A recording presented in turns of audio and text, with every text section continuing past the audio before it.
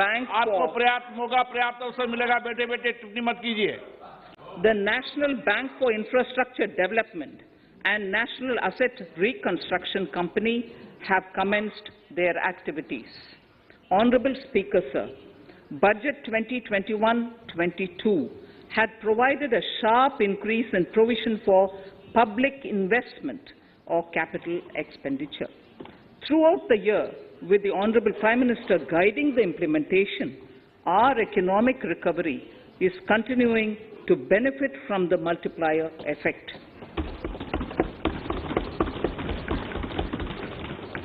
This budget continues to provide impetus for growth. It lays a parallel track of 1. A blueprint for the Amrit Kal, which is futuristic and inclusive. This will directly benefit our youth, women, farmers, the scheduled castes and the scheduled tribes. And number 2, big private public investment. Number 2, big public investment for modern infrastructure, readying for India at 100. This shall be guided by PM Gati Shakti and be benefited by the synergy of multimodal approach. Moving forward on this parallel track, we lay the following 4 priorities: PM Gati Shakti, inclusive development, productivity enhancement and investment, sunrise opportunities, energy transition and climate action, and 4, financing of investments.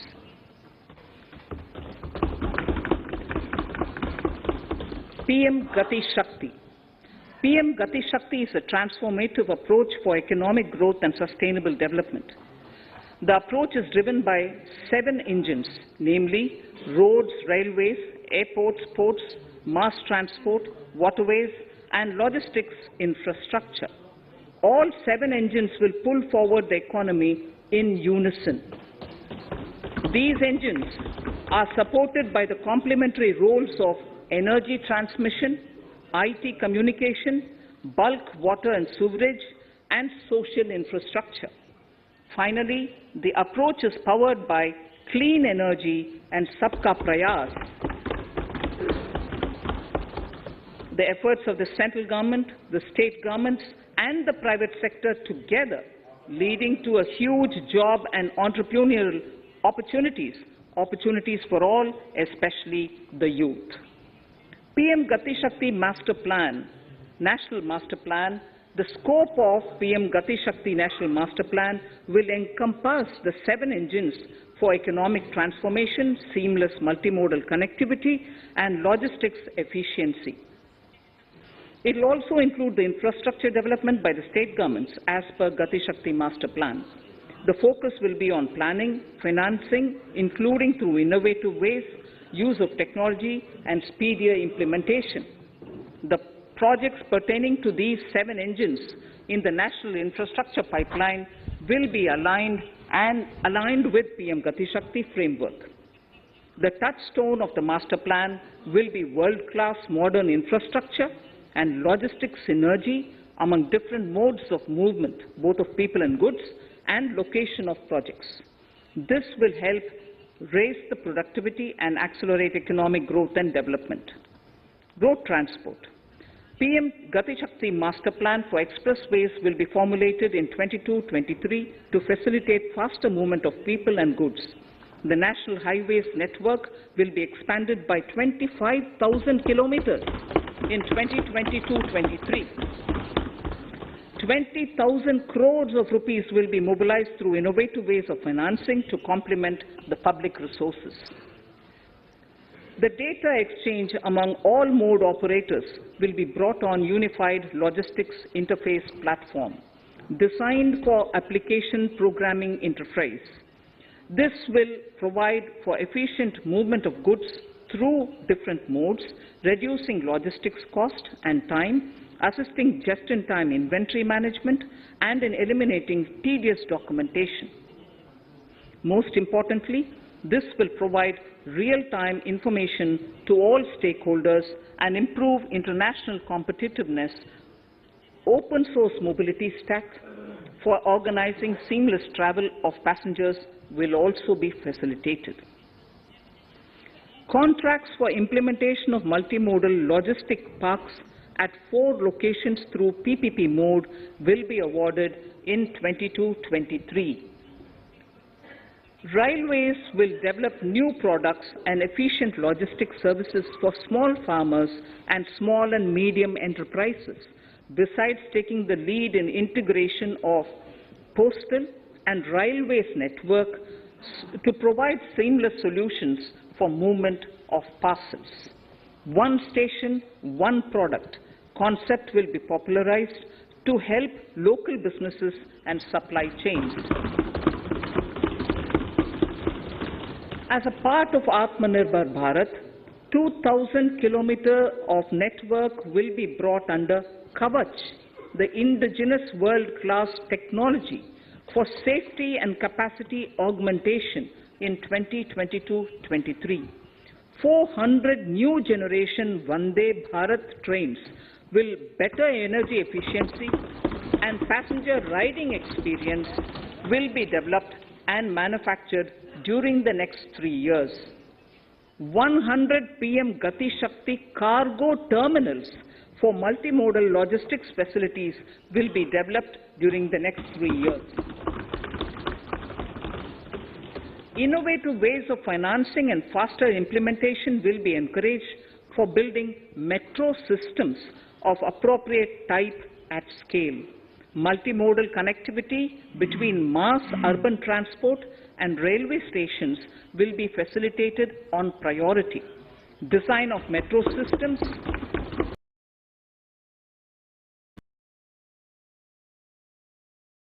and standardized for Indian conditions and needs.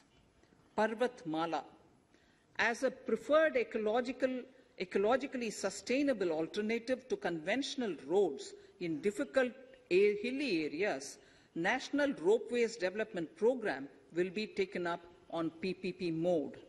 The aim is to improve connectivity and convenience for commuters, besides promoting tourism. This may also cover congested urban areas where conventional mass transit system is not feasible. Contracts for 8 such ropeway projects for a length of 60 kilometers will be awarded in 22-23.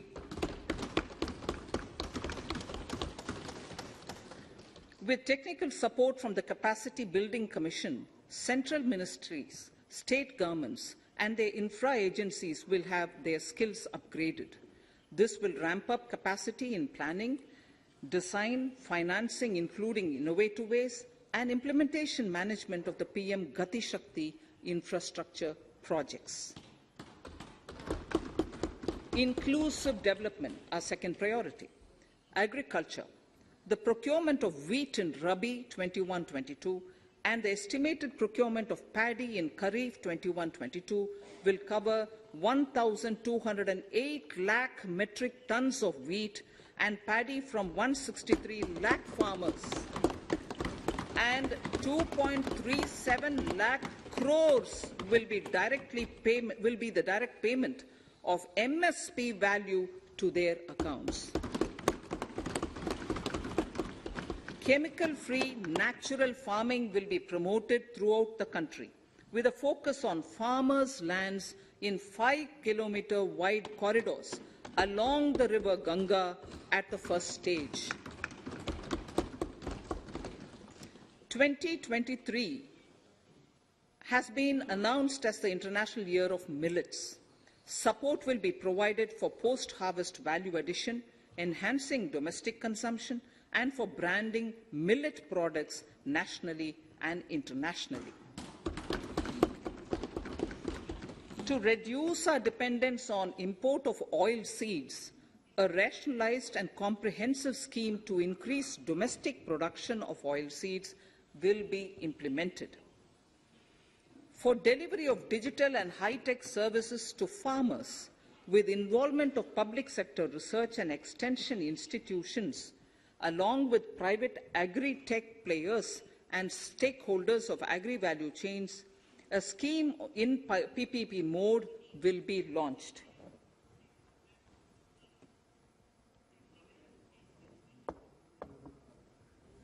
Use of Kisan drones will be promoted for crop assessment, digitization of land records, spraying of insecticides and nutrients. States will be encouraged to revise syllabi of agricultural universities to meet the needs of natural, zero budget and organic farming, modern day agriculture, value addition and management. A fund with blended capital raised under the co-investment model will be facilitated through the NABARD. This is to finance startups for agriculture and rural enterprise relevant for farm produce value chain.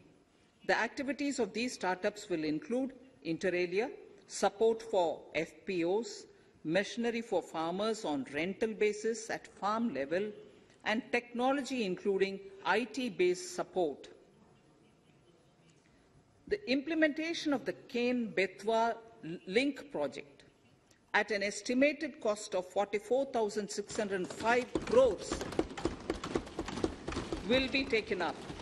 This is aimed at providing irrigation benefits to 9.0 lakh hectare of farmers' lands, drinking water supply to 62 lakh people, 103 megawatt of hydro, 27 megawatt of solar power, allocations of 4,300 crores of rupees in the RE 21-22 and 1,400 crores of rupees in 22-23 have been made for this project. Honourable Speaker, sir, draft DPRs for 5 river links, namely Daman-Ganga Pinjal, Par-Tapi Narmada, Godavari Krishna, Krishna Pennar, and Pennar Kaveri have been finalized. Once a consensus is reached among the beneficiary states, the Centre will provide support for their implementation. For farmers to adopt suitable varieties of fruits and vegetables and to use appropriate production and harvesting techniques, our government will provide a comprehensive package with participation of state governments. MSMEs, Udyam, eShram, NCS and ASEEM portals will be interlinked. Their scope will be widened. They will now perform as portals with live organic databases, providing G2C, B2C and B2B services. These services will relate to credit facilitation, skilling and recruitment with an aim to further formalize the economy and enhance entrepreneurial opportunities for all. Emergency Credit Line Guarantee Scheme has provided the much-needed additional credit to more than 130 lakh MSMEs. This has helped them mitigate the adverse impact of the pandemic. The hospitality and related services, especially those by micro and small enterprises, are yet to regain their pre-pandemic level of business. Considering these aspects, the ECLGS will be extended up to March 2023, and its guarantee cover will be expanded by 50,000 crores of rupees to total cover of 5 lakh crores.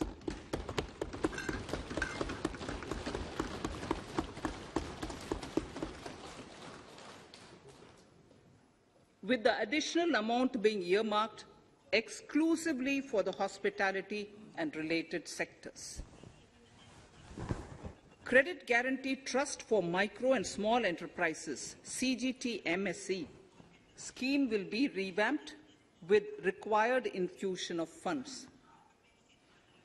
This will facilitate additional credit of 2 lakh crore for micro and small enterprises and expand employment opportunities.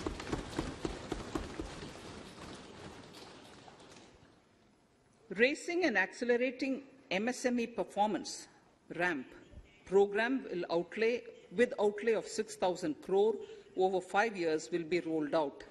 This will help MSME sector become more resilient, competitive and efficient.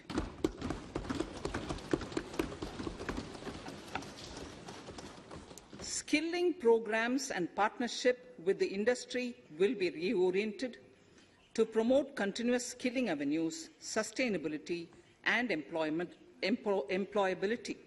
The National Skill Qualification Framework will be aligned with dynamic industry needs. Digital ecosystem for skilling and livelihood, the Desh Stack e-portal, will be launched. This aims to empower citizens to skill, reskill or upskill through online training. It will also provide API-based trusted skill credentials, payment and discovery layers to find relevant jobs and entrepreneurial opportunities. Startups will be promoted to facilitate Drone Shakti through varied applications and for drone as a service. In select ITIs in all states, the required courses for skilling will be started. Due to the pandemic-induced closure of schools, our children, particularly in the rural areas and those from scheduled castes and scheduled tribes and other weaker sections, have lost almost 2 years of formal education. Mostly, these are children in government schools. We recognize the need to impart supplementary teaching and to build a resilient mechanism for education delivery. For this purpose, One Class, One TV channel program of PM E-Vidya will be expanded from 12 to 200 TV channels. This will enable all states to provide supplementary education in regional languages for classes 1 to 12.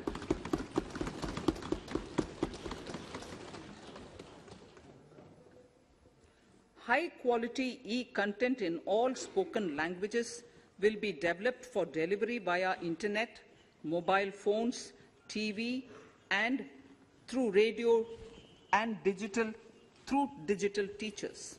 A competitive mechanism for development of quality e-content by the teachers will be set up to empower and equip them with digital tools of teaching and facilitate better learning outcomes. A digital university will be established to provide access to students across the country for world-class quality universal education with personalized learning experience at their doorsteps. This will be made available in different Indian languages and ICT formats. The university will be built on a networked hub and spoke model, with the hub building cutting-edge ICT expertise. The best public universities and institutions in the country will collaborate as a network of hub and spoke. An open platform for the national digital health ecosystem will be rolled out. It will consist of digital registries of health providers and health facilities, unique health identity, consent framework, and universal access to health facilities. The pandemic has accentuated mental health problems in people of all ages. To better the access to quality mental health counseling and care services, a national tele-mental health program will be launched. This will include a network of 23 tele-mental health centers of excellence, with NIMHANS being the nodal center and International Institute of Information Technology, Bangalore, IIIT Bangalore providing technology support. Recognizing the importance of Nari Shakti as the harbinger of our bright future and for women-led development, during the Amritkal, our government has comprehensively revamped the schemes of the Ministry of Women and Child Development. Accordingly, 3 schemes, namely Mission Shakti, Mission Vatsalya, Saksham Anganwadi and Poshan 2.0 were launched recently to provide integrated benefits to women and children. Saksham Anganwadis are a new generation Anganwadis that have better infrastructure and audio-visual aids, powered by clean energy and providing improved environment for early childhood development. 2 lakh Anganwadis will be upgraded under this scheme.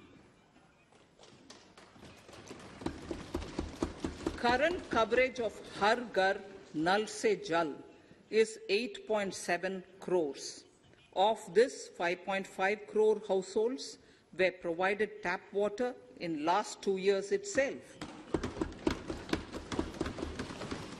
Allocation of 60,000 crores of rupees has been made with an aim to cover 3.8 crore households in 2022 and 23.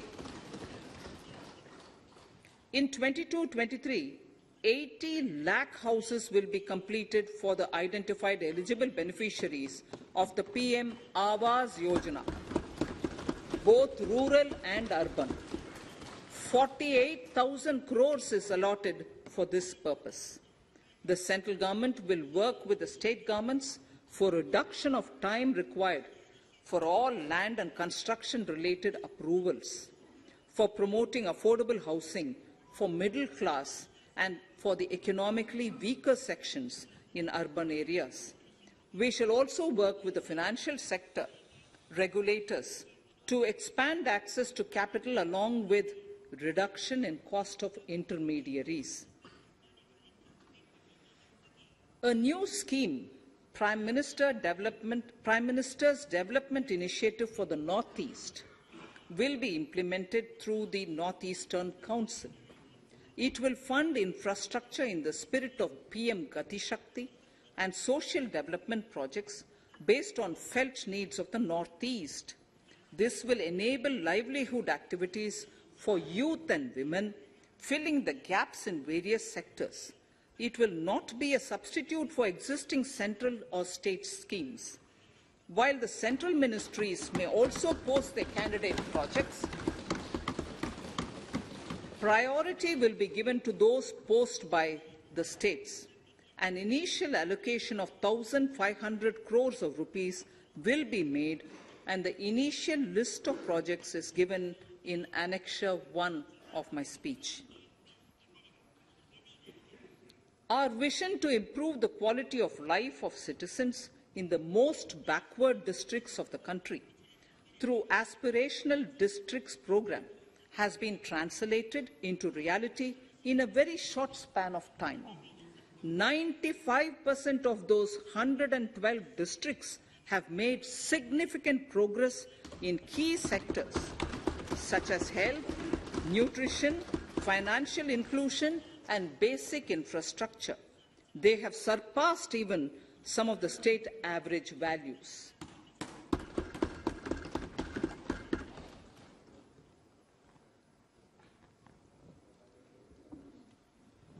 However, in those districts, some blocks continue to lag.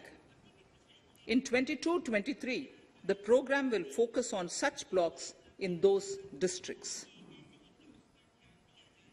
Border villages with sparse population, limited connectivity, and infrastructure often get left out from the development gains. Such villages on the northern border will be covered under a new Vibrant Villages program. The activities will include construction of village infrastructure, housing, tourist centers, road connectivity, provisioning of decentralized renewable energy, direct-to-home access for Doordarshan and educational channels, and support for their livelihood generation. Additional funding for these activities will be provided. Existing schemes will be converged. We will define their outcomes and monitor them on a constant basis.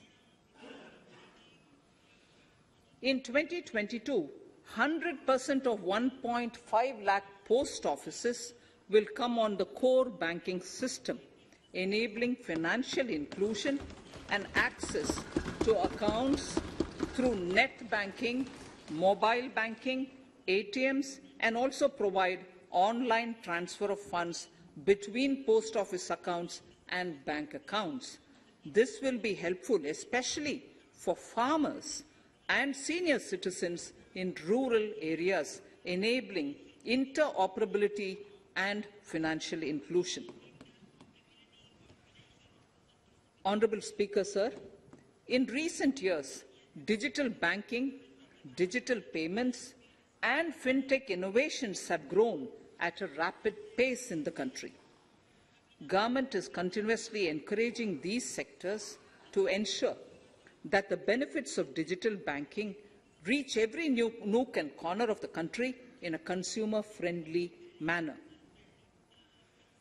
Taking forward this agenda and to mark 75 years of our independence, it is proposed to set up 75 digital banking units in 75 districts of the country by scheduled commercial banks.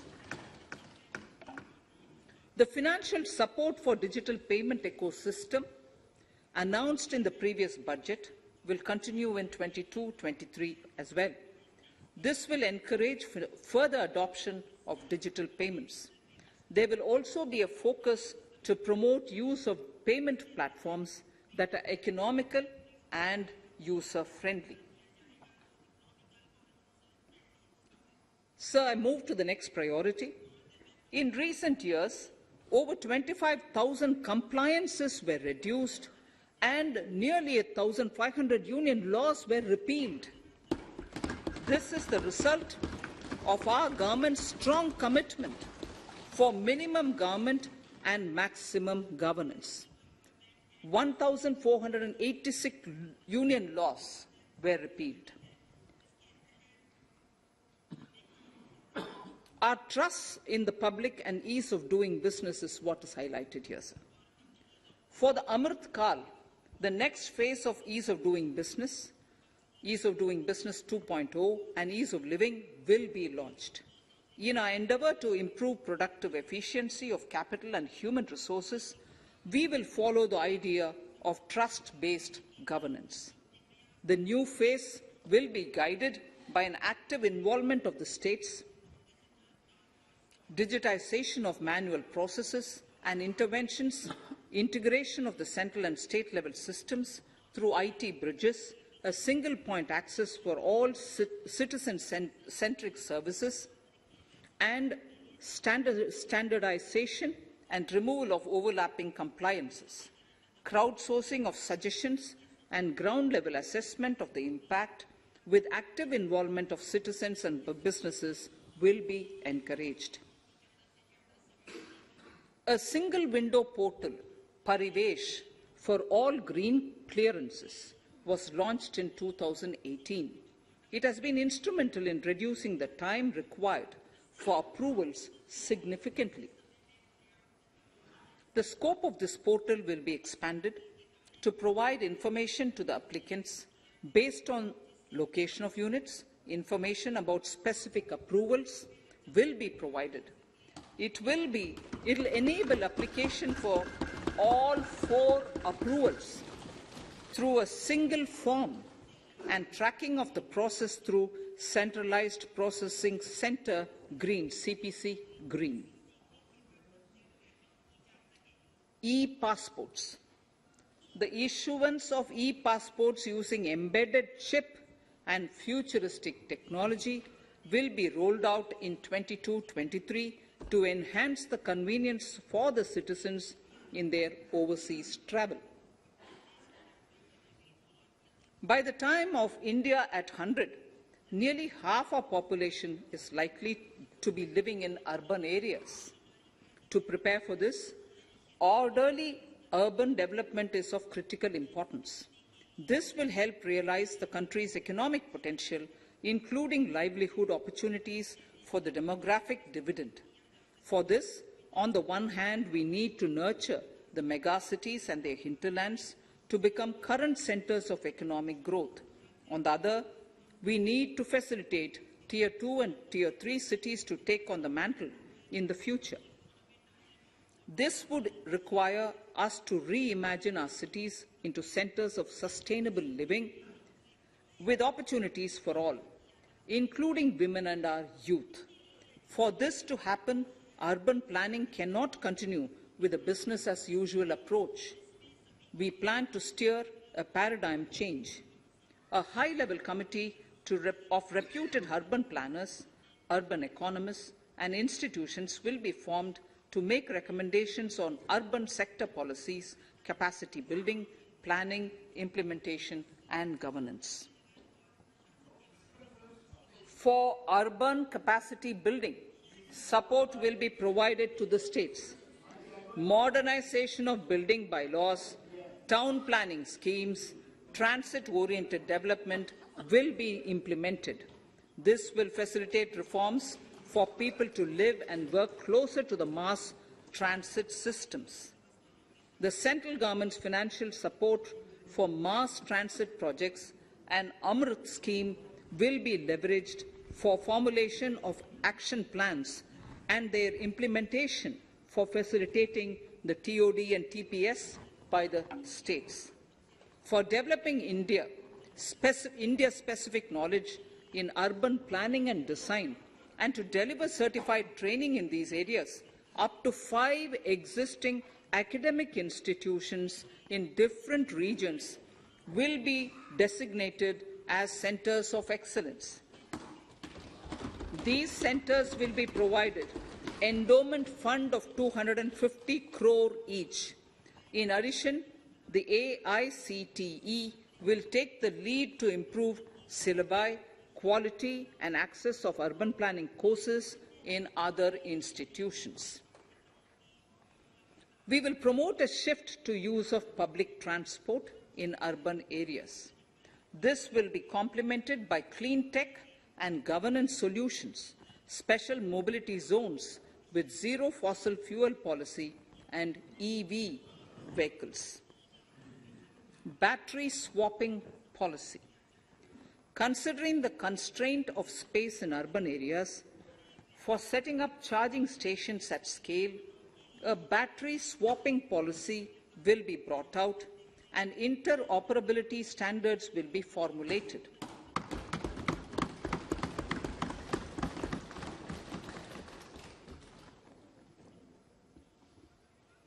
The private sector will be encouraged to develop sustainable and innovative business models for battery or energy as a service.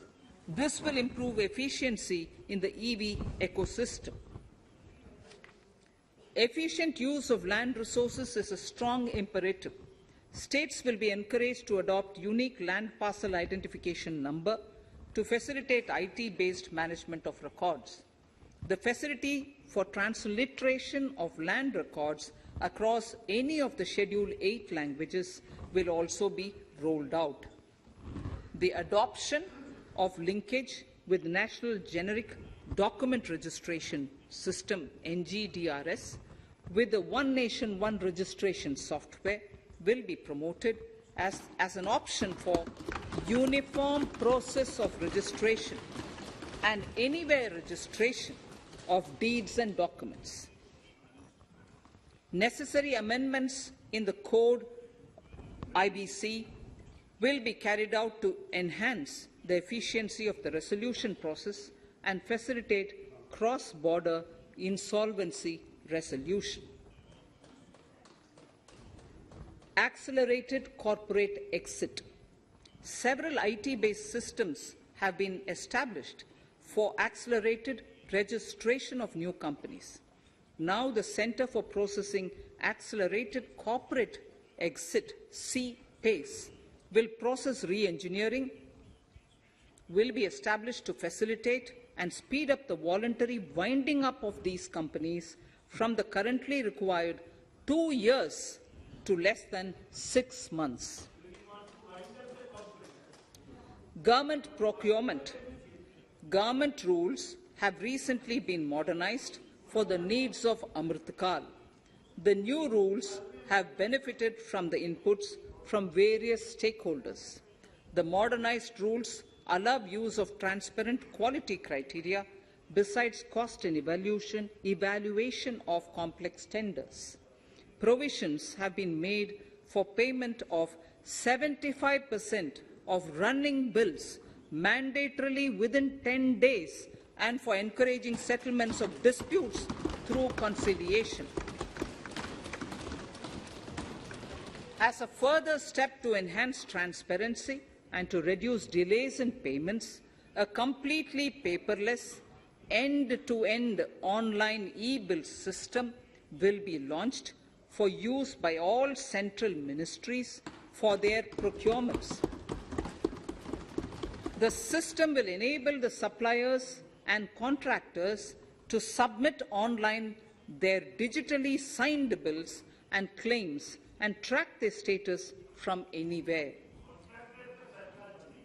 To reduce indirect cost for suppliers and work contractors, the use of surety bonds as a substitute for bank guarantee will be made acceptable in government procurements. Business such as gold imports may also find this useful. IRDAI, insurance regulator, has given the framework for issue of surety bonds by insurance companies. AVGC Promotion Task Force. The animation, visual effects, gaming and comic, the AVGC sector, offers immense potential to employ youth. An AVGC Promotion Task Force with all stakeholders will be set up to recommend ways to realize this and build domestic capacity for serving our markets and the global demand. Telecom sector. Telecommunications in general and 5G technology in particular can enable growth and offer job opportunities. Required spectrum auctions will be conducted in 2022 to facilitate rollout of 5G's mobile services within 2022-23 by private telecom providers. A scheme for design-led manufacturing will be launched to build a strong ecosystem for 5G as part of the production-linked incentive scheme. To enable affordable broadband and mobile service proliferation in rural and remote areas, 5% of annual collections under the Universal Service Obligation Fund will be allocated. This will promote R&D and commercialization of technologies and solutions. Our vision is that all villages and their residents should have the same access to e-services, communication facilities, and digital resources as urban areas and their residents. The contracts for laying optical fiber in all villages, including remote areas, will be awarded under the BharatNet project through PPP in 22 and 23. Completion is expected in 2025. Measures will be taken to enable better and more efficient use of the optical fiber. Export promotion.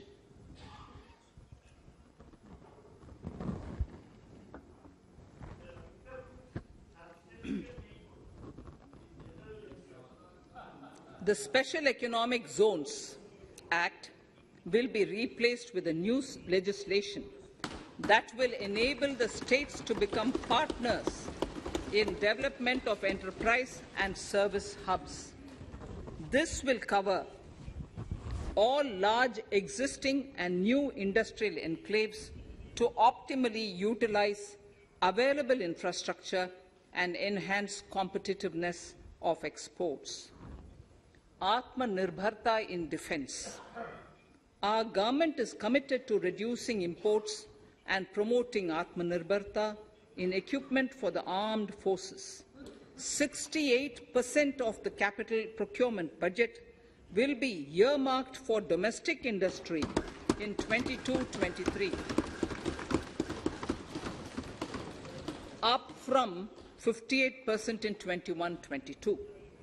Defense R&D will be opened up for industry, startups, and academia, with 25% of defense R&D budget earmarked.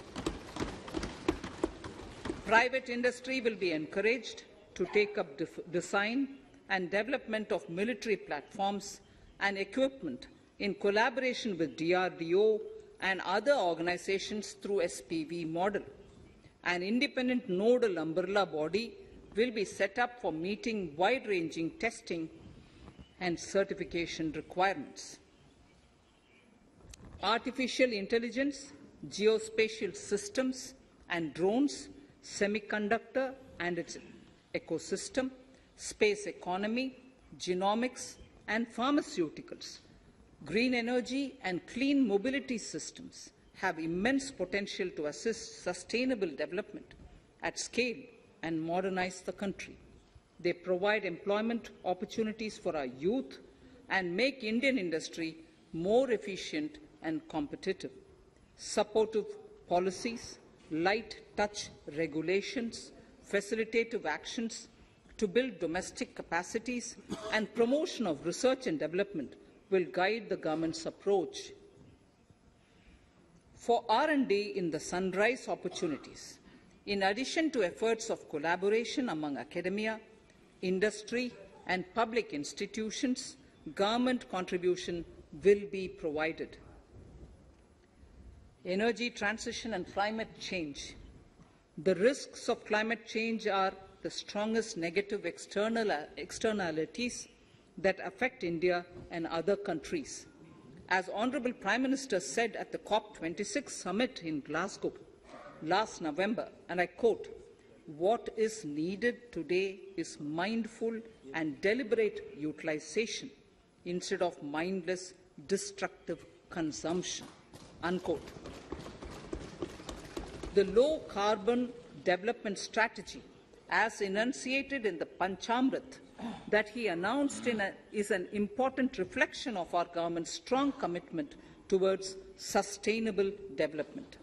The strategy opens up huge employment opportunities and will take the country on a sustainable development path. This budget proposes several near-term and long-term actions accordingly. Solar power.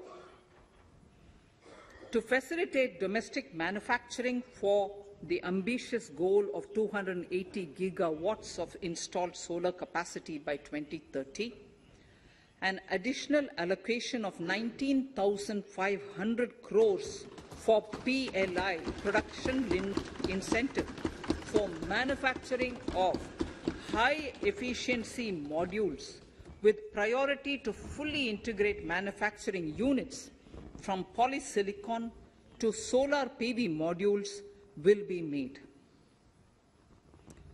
Honourable Speaker, sir, the circular economy transition is expected to help in productivity enhancement as well as creating large opportunities for new businesses and jobs. The action plans for 10 sectors such as electronic waste, end-of-life vehicles, used oil waste, toxic and hazardous industrial waste are already ready. The focus will now be on addressing important cross-cutting issues of infrastructure, reverse logistics, technology upgradation, and integration with informal sector. This will be supported by active public policies covering regulations, extended producers' responsibilities framework and innovation facilities. 5 to 7% biomass pellets will be co-fired in thermal power plants, resulting in carbon dioxide savings of 38 MMT annually. This will also provide extra income to farmers and job opportunities to locals and help avoid stubble burning in agricultural fields. Saving energy is an important aspect of the energy management. Hence, energy efficiency and savings measures will be promoted. This will be done in large commercial buildings through the energy service company business model. It will facilitate capacity building and awareness for energy audits, performance contracts, and common measurement of and verification protocol. 4 pilot projects for coal gasification and conversion of coal into chemicals required for the industry will be set up to evolve technical and financial viability. The policies and required legislative changes to promote agroforestry and private forestry will be brought in. In addition, financial support will be provided to farmers belonging to scheduled castes and scheduled tribes who want to take up agroforestry. Honourable Speaker, I now move to the 4th priority, financing of investments. Capital investment holds the key to speedy and sustainable economic revival and consolidation through its multiplier effect. Capital investment also helps in creating employment opportunities, induced enhanced demand for manufactured input from large industries and MSMEs, services from professionals, and help farmers through better agri-infrastructure. The economy has shown strong resilience to come out of the effects of the pandemic with high growth. However, we need to sustain that level to make up for the setback of 2020-2021. As outlined in para 5 earlier, the virtuous cycle of investment requires public investment to crowd in private investment. At this stage, private investments seem to require that support to rise to their potential and to the needs of the economy. Public investment must continue to take the lead and prime the private investment and demand in 2022-23. Considering the above imperative, the outlay for capital expenditure in the Union budget is once again being stepped up sharply by 35.4% from 5.54 lakh crore in the current year to 7.50 lakh crores in 22-23. This has increased to more than 2.2 times the expenditure of 2019-20. This outlay in 22-23 will be 2.9% of the GDP. Effective capital expenditure, with this investment taken together with the provision made for creation of capital assets through grants and aid to states, the effective capital expenditure of the central government is estimated at 10.68 lakh crores in 22-23, which will be about 4.1% of the GDP. Green bonds. As a part of the government's overall market borrowings in 22-23, sovereign green bonds will be issued for mobilizing resources for green infrastructure. The proceeds will be deployed in public sector projects, which help in reducing the carbon intensity of the economy. Gift IFSC. World-class foreign universities and institutions will be allowed in the gift city to offer courses in the financial management, fintech, science, technology, engineering, and mathematics free from domestic regulations, except those by the IFSCA to facilitate availability of high-end human resources for financial services and technology. An international arbitration center will be set up in the gift city for timely settlement of disputes under international jurisprudence. Services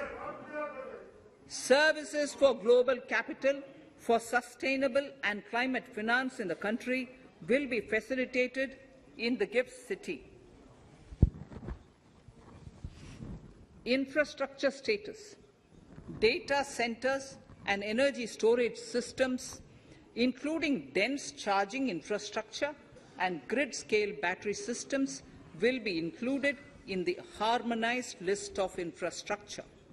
This will facilitate credit availability for digital infrastructure and clean energy storage. Venture capital and private equity invested more than 5.5 lakh crores last year, facilitating one of the largest startup growth system. Scaling up this investment requires a holistic examination of regulatory and other frictions. An expert committee will be set up to examine and suggest appropriate measures. Government-backed funds, NIIF and SIDBI, Fund of Funds, have provided scale capital, creating a multiplier effect.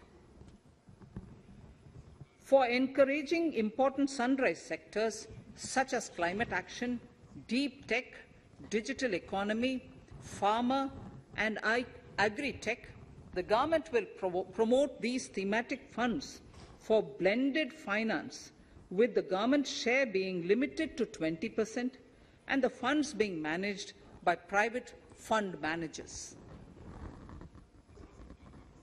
For financing the infrastructure needs, the stepping up of public investment will need to be complemented by private capital at a significant scale.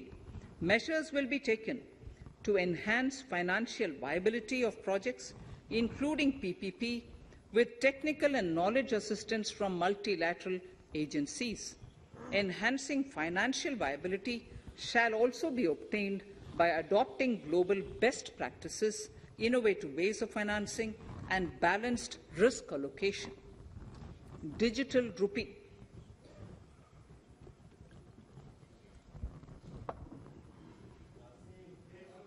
Introduction of a central bank digital currency will give a big boost to digital economy.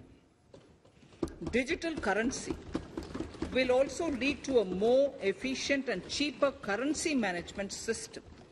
It is therefore proposed to introduce digital rupee using blockchain and other technologies to be issued by the Reserve Bank of India starting 2022 and 23. Financial assistance to states for capital investment. Reflecting the true spirit of cooperative federalism, the central government is committed to bolstering the hands of the states in enhancing their capital investment towards creating productive assets and generating remunerative employment. The scheme for financial assistance to states for capital investment has been extremely well received by the states. In deference to the requests received during my meeting with the chief ministers and state finance ministers, the outlay for this scheme is being enhanced from 10,000 crores in the budget estimates to 15,000 crores in the revised estimates for the current year.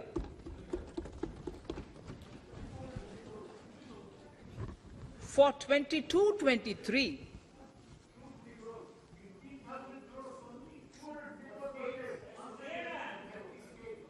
I'll repeat that sentence for the benefit of many of our honourable members. In deference to the requests received during my meeting with chief ministers and state finance ministers, the outlay for this scheme is being enhanced from 10,000 crores in the BE to 15,000 crores, 15,000 crores in the RE of the current year. For 22-23, the allocation is 1 lakh crores to assist the states in catalyzing the overall investments in the economy. These 50-year interest-free loans are over and above the normal borrowings allowed to the states,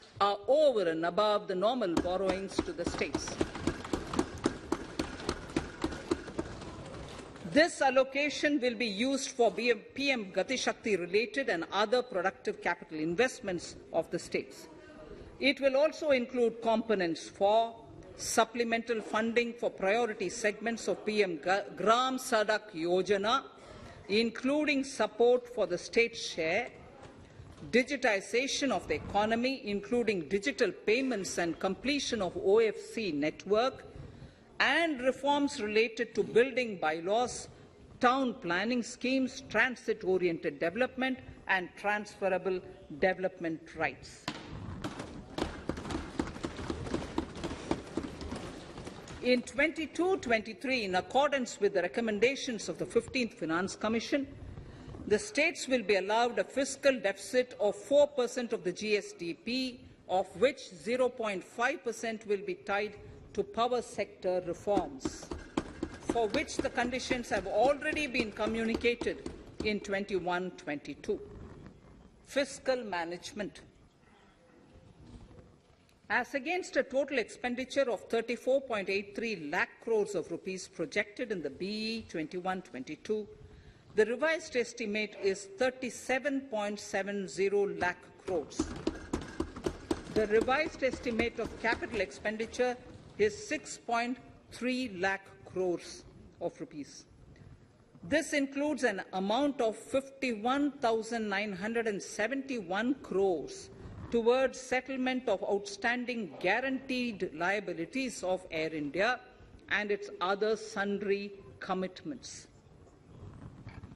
Coming to the budget estimates, Honourable Speaker, sir, the total expenditure in 22-23 is estimated at 39.45 lakh crores, while the total receipts other than borrowings are estimated at 22.84 lakh crores of rupees.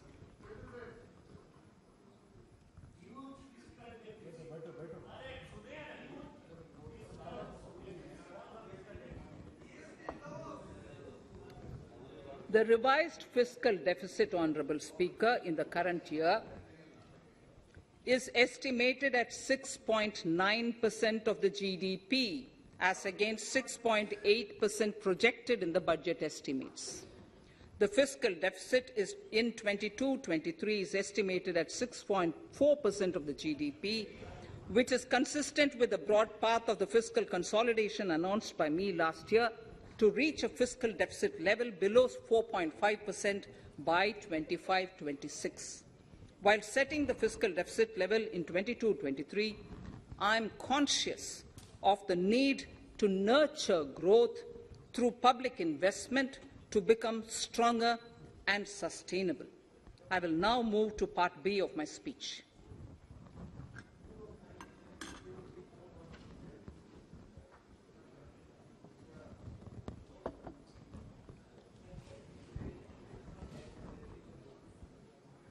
Direct tax. Honourable Speaker, sir, I take this opportunity to thank all the taxpayers of our country who have contributed immensely and strengthened the hands of the government in helping their fellow citizens in this hour of need. So I have brought in a little verse from the Mahabharata. I won't spend more time reading because I would like the speech to get enough time. However, the substance of it is the king must make arrangements for Yoga Kshema which is the welfare of the populace, by way of abandoning any laxity and by governing the state in line with Dharma, along with collecting taxes which are in consonance with Dharma. This is Mahabharata Shanti Parva Adhyaya, Shloka 11 from 72. Drawing wisdom from our ancient texts, we continue on the path to progress. The proposals in this budget, while continuing with our declared policy of stable and predictable tax regime, intend to bring more reforms that will take ahead our vision to establish a trustworthy tax regime. This will further simplify the tax system, promote voluntary compliance by taxpayers, and reduce litigation. Introducing new updated return. India is growing at an accelerated pace, and people are undertaking multiple financial transactions. The Income Tax Department has established a robust framework of reporting of taxpayers' transactions. In this context, some taxpayers may realize that they have committed omissions or mistakes in correctly estimating their income for tax payment. To provide an opportunity to correct such errors, I am proposing a new provision permitting taxpayers to file an updated return on payment of additional tax. This updated return can be filed within 2 years from the end of the relevant assessment year.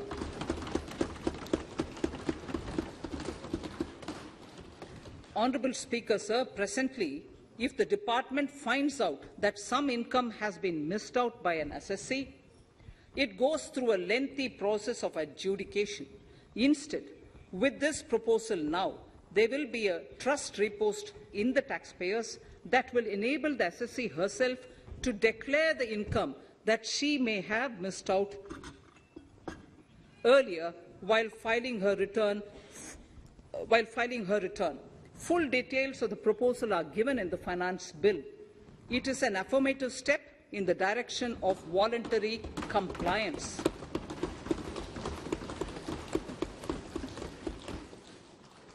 Reduced alternative minimum tax rate and surcharge for cooperatives. Currently, cooperative societies are required to pay alternate minimum tax at the rate of 18 and 1.5%. However, companies pay the same rate, which is the alternate minimum tax, at the rate of 15%. To provide a level playing field between cooperative societies and companies, I propose to reduce this rate for the cooperative societies also to 15%. Honourable Speaker, sir, I also propose to reduce the surcharge on cooperative societies from the present 12% to 7% for those having total income of more than 1 crore and up to 10 crores. This would help in enhancing income of cooperative societies and its members who are mostly from the rural and from farming communities. Tax relief to persons with disability. The parent or guardian of a differently abled person can take an insurance scheme for such person. The present law provides for deduction to the parent or guardian only if the lump sum payment or annuity is available to the differently abled person on the death of the subscriber, that is the parent or the guardian. There could be situations where the differently abled dependent may need payment of annuity or lump sum amount even during the lifetime of their parent or guardian. I propose thus to allow the payment of annuity and lump sum amount to the differently abled dependent during the lifetime of the parent and guardians, that is parent or guardians, attaining the age of 60 years. Parity between employees of the state and central governments. At present, the central government contributes 14% of the salary of its employee to the National Pension System, NPS, Tier 1. This is allowed as a deduction in computing the income of the employee. However, such deduction is allowed only to the extent of 10% of the salary in case of employees of the state governments. To provide equal treatment to both central and state government employees, I propose to increase the tax deduction limit from 10% to 14% on employers' contribution to the MPS account of state government employees as well. This would help in enhancing the social security benefits of the state government employees and bring them at par with central government employees. Incentives for startups.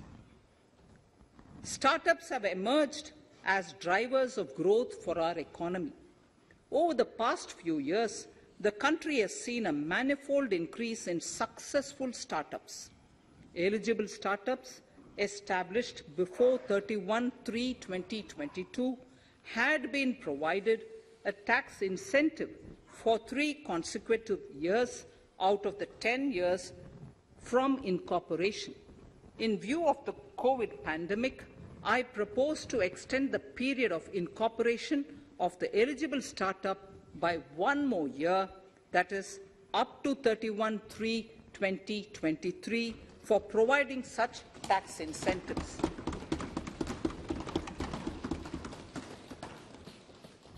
Incentives for newly incorporated manufacturing entities under concessional tax regime. In an effort to establish a global competitive business environment for certain domestic companies, a concessional tax regime of 15% was introduced by our government for newly incorporated domestic manufacturing companies. I propose to extend the last date for commencement of manufacturing or production under Section 115B(ab) by 1 more year, that is, from 31st March 2023 to 31st March 2024.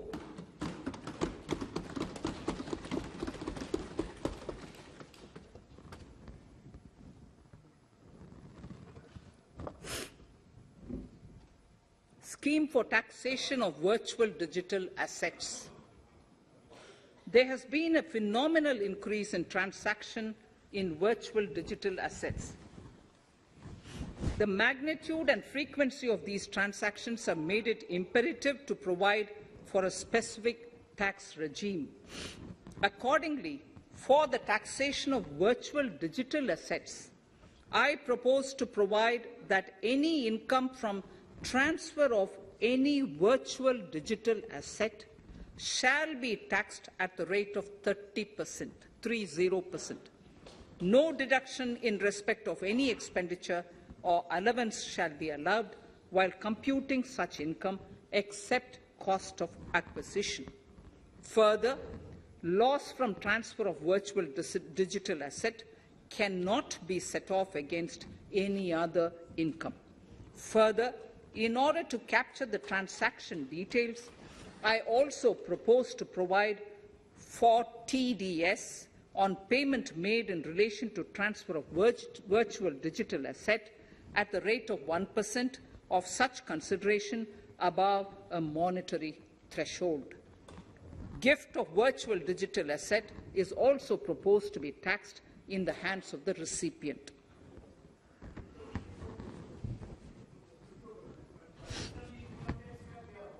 Litigation management to avoid repetitive appeals by the department. It has been observed that a lot of time and resources are consumed in filing of appeals which involve identical issues.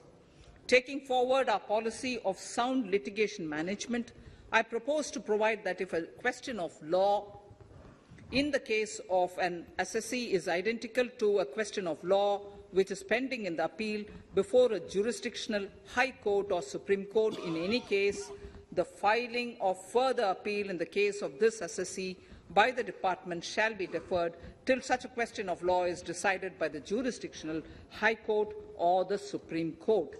This will greatly help in reducing the repeated litigation between taxpayer and the department. Taking forward our efforts to further promote the IFSC, I hereby propose to provide that income of a non-resident from offshore derivative instruments or over-the-counter derivatives issued by an offshore banking unit, income from royalty and interest on account of lease of ship, and income received from portfolio management services in IFSC shall be exempt from tax subject to specified conditions. Rationalization of surcharge. In the globalized business world, there are several work contracts whose terms and conditions mandatorily require formation of a consortium. The members in the consortium are generally companies. In such cases, the income of these AOPs has to suffer a graded surcharge up to 37%, which is a lot more than surcharge on the individual companies. Accordingly, I propose to cap the surcharge of these AOPs at 15%, 15%. Further, the long-term capital gains on listed equity shares, units, etc., are liable to maximum surcharge of 15%, while other long-term capital gains are subjected to a graded surcharge which goes up to 37%. I propose to cap the surcharge on long-term capital gains arising on transfer of any type of assets at 15%.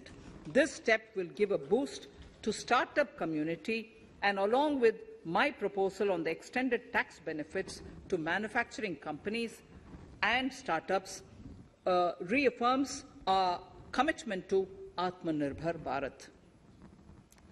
Clarification in relation to health and education cess as business expenditure. The income tax is not an allowable expenditure for computation of business income. This includes tax as well as surcharges. The health and education cess is imposed as an additional surcharge on the taxpayer for funding specific government welfare programs. However, some courts have allowed health and education cess as business expenditure, which is against the legislative intent. To reiterate the legislative intent, I propose to clarify that any surcharge or cess on income and profits is not allowable as business expenditure. Deterrence against tax evasion. Honourable Speaker, sir, presently there is ambiguity regarding set-off of brought forward loss against undisclosed income detected in search operations. It has been observed that in many cases where undisclosed income or suppression of sales, etc., is detected, payment of tax is avoided by setting off of losses. In order to bring certainty and to increase deterrence among tax evaders, I propose to provide that no set-off of any loss shall be allowed against undisclosed income detected during search and survey operations.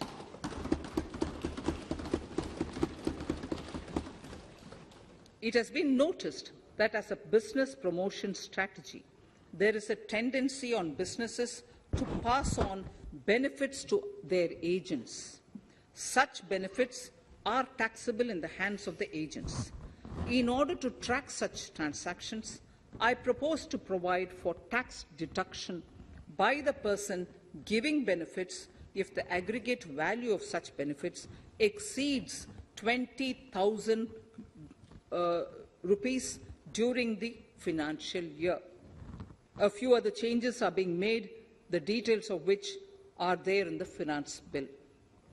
Indirect taxes. So, remarkable progress in GST. GST has been a landmark reform of independent India, showcasing the spirit of cooperative federalism. While aspirations were high, there were huge challenges too. These challenges were overcome deftly and painstakingly under the guidance and the oversight of the GST Council. We can now take pride in a fully IT-driven and progressive GST regime that has fulfilled the cherished dream of India as one market, one tax. There are still some challenges remaining, and we aspire to meet them in the coming year. The right balance between facilitation and enforcement has engendered significantly better compliance, and enforcement has engendered better compliance. GST revenues are buoyant despite the pandemic. I would bring in something which I've got to know this morning, not part of my speech, but worth putting in here for the knowledge of the Honourable House. I would like to bring to the notice of this House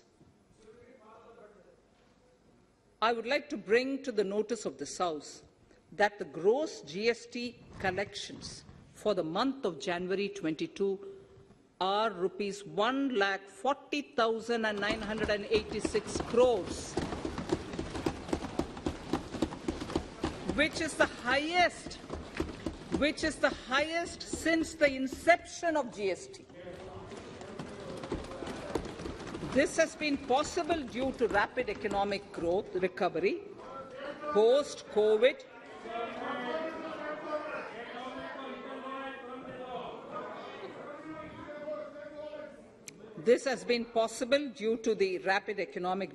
recovery post-COVID, as well as various policy and administration undertaken by central and state tax administrations. Taxpayers deserve applause for this growth. Not only did they adapt to the changes, but enthusiastically contributed to the cost of paying taxes. Special economic zones. In Part A of my speech, I have referred to the proposed reforms in SEZs. Alongside, we will also undertake reforms in customs administration of SEZs, and it shall henceforth be fully IT-driven and function on the Customs National Portal with a focus on higher facilitation and with only risk-based checks. This will ease doing business by SEZ units considerably. This reform shall be implemented by 30th September 2022. Customs reforms and duty rate changes. Customs administration has reinvented itself over the years through liberalized procedures and infusion of technology. Faceless customs has been fully established. During COVID-19 pandemic, customs formation have done exceptional frontline work against all odds, displaying agility and purpose. Customs reforms have played a very vital role in domestic capacity creation, providing level playing field to our MSMEs, easing the raw material supply side constraints, enhancing ease of doing business, and being an enabler to other policy initiatives such as PLI and phased manufacturing plans. My proposal on customs side are aligned to these objectives. Project imports and capital goods. National Capital Goods Policy 2016 aims at doubling the production of capital goods by 2025. This would create an employment opportunities and result in increased economic activity. However, several duty exemptions, even extending to over 3 decades, in some cases have been granted to capital goods for various sectors like power, fertilizer, textiles, leather footwear, food processing, and fertilizers. These exemptions have hindered the growth of the domestic capital goods sector. Similarly, project import duty concessions have also deprived the local producers of a level playing field in areas like coal mining projects, power generation, transmission or distribution projects, railway and metro projects. Our experience suggests that reasonable tariffs are conducive to the growth of domestic industry and make in India without significantly impacting the cost of essential imports. Accordingly, Honourable Speaker, Sir, it is proposed to phase out the concessional rates in capital goods and project imports gradually and apply a moderate tariff of 7.5%. Certain exemptions for advanced machineries that are not manufactured within the country shall continue.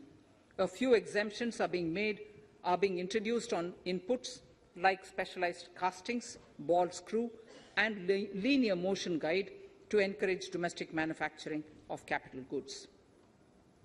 In the last two budgets, we have rationalized several customs exemptions.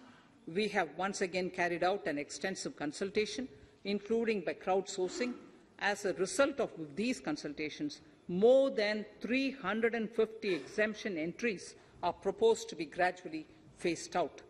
These include exemptions on certain agricultural produce,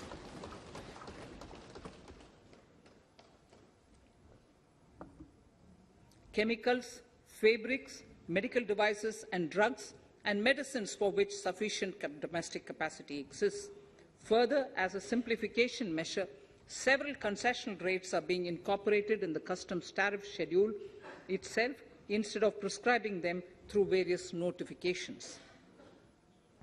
This comprehensive review will simplify the customs rate and tariff structure, particularly for sectors like chemicals, textiles, and metals, and minimize disputes.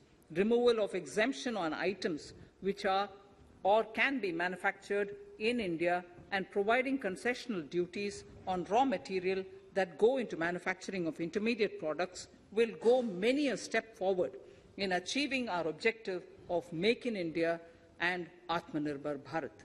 I shall now take up specific sector-specific proposals. Electronics. Electronic manufacturing has been growing rapidly. Customs duty rates are being calibrated to provide a graded rate structure to facilitate domestic manufacturing of wearable devices, hearable devices, and electronic smart meters.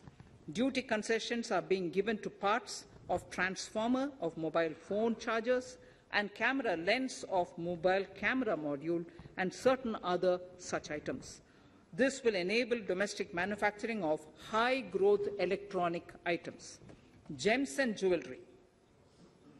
To give a boost to the gems and jewellery sector, customs duty on cut and polished diamonds and gemstones is being reduced to 5%. Simply sawn diamond would attract nil customs duty.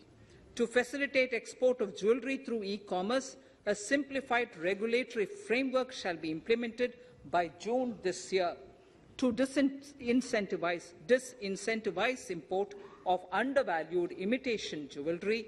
The customs duty on imitation jewellery is being prescribed in a manner that a duty of at least 400 rupees per kg is paid on its import. Chemicals. Customs duty on certain critical chemicals, namely methanol, acetic acid, and heavy feedstocks for petroleum refining are being reduced, while duty is being raised on sodium cyanide, for which adequate capacity in the domestic arena exists. These changes will help in enhancing domestic value addition. MSMEs. Duty on umbrellas is being raised to 20%. Exemption to parts of umbrellas is being withdrawn. Exemption is also being rationalized on implements and tools for agricultural sector which are manufactured in India. Customs duty exemption given to steel scrap last year is being extended for another year to provide relief to MSME secondary steel producers. Certain anti-dumping and CVD on stainless steel and coated steel flat products, bars of alloy steel and high-speed steel are being revoked in larger public interest considering prevailing high prices of metals. To incentivize exports, exemptions are being provided on items such as embellishment, trimmings, fasteners, buttons, zipper, lining material, specified leather, furniture fittings, and packaging boxes that may be needed by bona fide exporters of handicrafts, textiles, leather garments, leather footwear, and other goods. Honourable Speaker, sir, duty is being reduced on certain inputs required for shrimp aquaculture so as to promote its exports. Tariff measure to encourage blending of fuel. Blending of fuel is a priority for this government. To encourage the efforts for blending of fuel, unblended fuel shall attract an additional differential excise duty of ₹2 per litre from first day of October 22. A few other changes are being made in duty rates, customs, tariff and customs law, the details of which are there in the finance bill. Mr. Speaker, sir, with these words, I commend the budget to this august House. Thank you. Item number 2, Srimati Nirmala Sitharaman ji.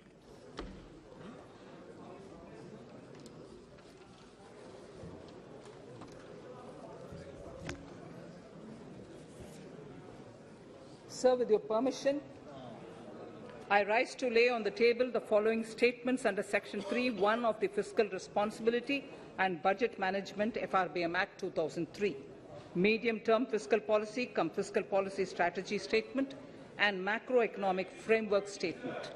Item number 3, Vitt Videk 2020, Nirmala Sitharaman ji. Sir, item number 3, Finance Bill. Sir, with your permission, I rise to move for leave to introduce the Finance Bill 2022. प्रश्न ये कि वित्त विधेयक को पुनर्स्थापित करने की अनुमति प्रदान की जाए। जो सदस्य इसके पक्ष में हाँ कहें, जो सदस्य विरोध में ना कहें, मेरे विचार में निर्णय हाँ वालों के पक्ष में, हाँ वालों के पक्ष में। माननीय मंत्री जी, वित्त विधेयक को पुनर्स्थापित करें। Sir, I introduce the bill. सभा की कार्रवाई कल बुधवार दिनांक 2 फरवरी 2022 को 4:30 बजे तक के लिए स्थगित की जाती है।